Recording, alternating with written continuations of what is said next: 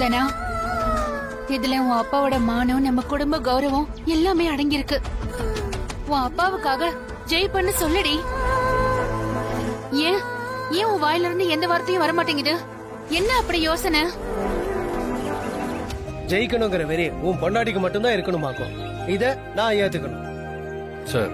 ஏத்துக்கிட்டு தான் சார் ஆகணும். மத்தவங்களுக்குலாம் இது வெறும் விளையாட்டு தான். ஆனா என் பொண்டாட்டிக்கு இது வாழ்க்கை.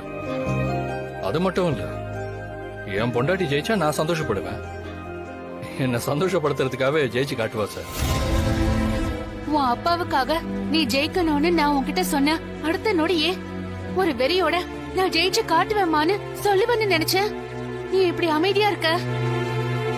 ஏண்டா, ஜெயிப்போமா இல்லையான்னு உனக்கே சந்தேகமா இருக்கா? தனா, என்ன பிரச்சனை உனக்கு? உன்கிட்ட நானே இதை எதிர்பார்க்கல. நீ ரொம்ப சந்தோஷப்படுவேன்னு நினைச்சு சொன்னா, ஆனா நீ ஏதோ யோசிச்சுட்டே இருக்க. கடவுளே, அப்பாவா புருஷனானு எனக்கு ஏன் இப்படி ஒரு சோதனையை கொடுத்த? தனா, சொல்லுடி. அப்பாவுக்காக நான் ஜெயிச்சு காட்டுவேமா?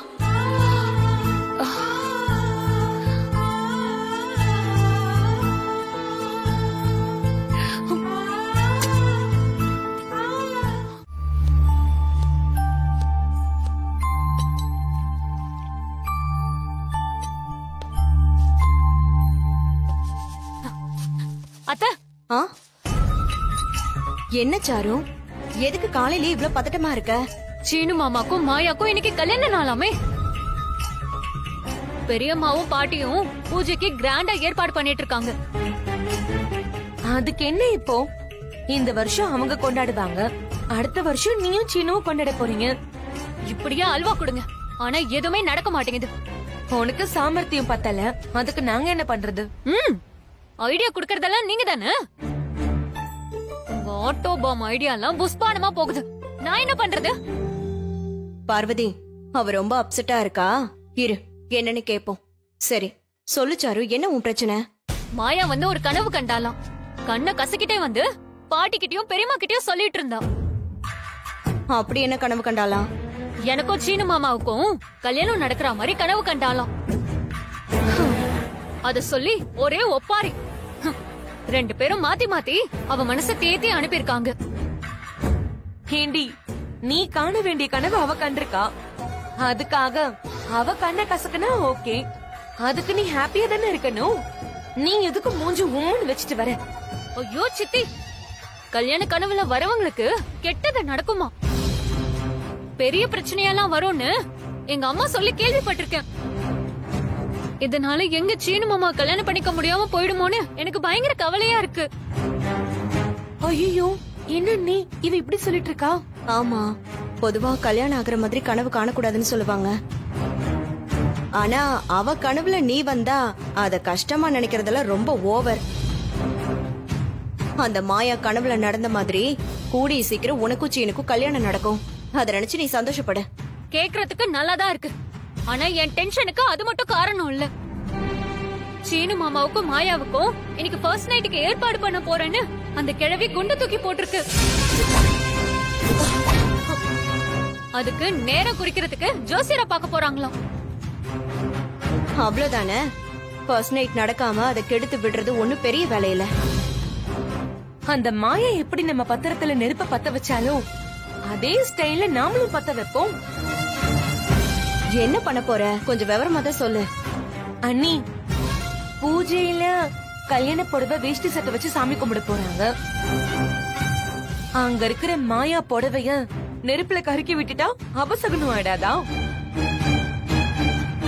அதுக்கப்புறம் பூஜையே நடக்காது. இதுல எங்க ஃபர்ஸ்ட் நைட் நடக்க போகுது? ரொம்ப நல்ல ஐடியா. சரி, நீ சொன்ன மாதிரி நம்ம பண்ணிடலாம்.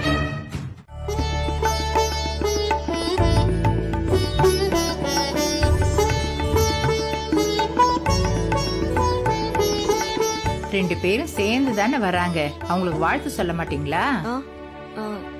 சீனு, மாயா, உங்க ரெண்டு பேருக்கும் திருமண வாழ்த்துக்கள். தேங்க்ஸ் மா. Happy anniversary. Happy anniversary Seenu. Thank you. ஆ, உங்க கல்யாண பட்டு புடவை வேஷ்டி தானே அது? ஆமா பாட்டி. அத வச்சு சரிம்மா.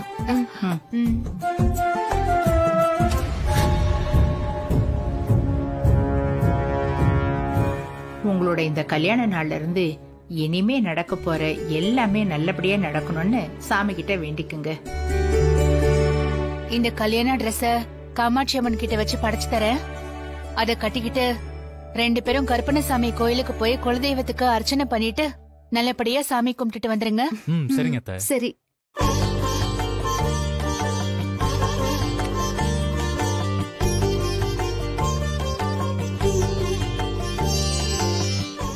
அதுக்குள்ள இன்னொரு விஷயமும் இருக்கு. ஜோசியரை பார்த்து உங்க சாந்தி முகூர்த்தத்துக்கு நல்ல நேரமா குறிக்க போறோம். நல்ல விஷயத்தை இதுக்கு மேலேயும் தள்ளி போடக்கூடாதுல்ல? ஐயோ என் செல்ல பாட்டி, இப்பாவது ஒரு முடிவுக்கு வந்தீங்களே. பிறக்க போறது பேரனோ பேத்தியோ, அதுக்கு உங்க பேரை தான் வைப்பேன். ரமணி, எல்லாமே உனக்கு கிண்டல் தான், போடா. ஐயோ நல்ல பேரு தான், என்ன ரொம்ப ஓல்டா இருக்கு. அவ்வளவுதானே. ரமணிய ராம்னி அப்படின்னு ஸ்டைலா கூப்பிடுவோம்.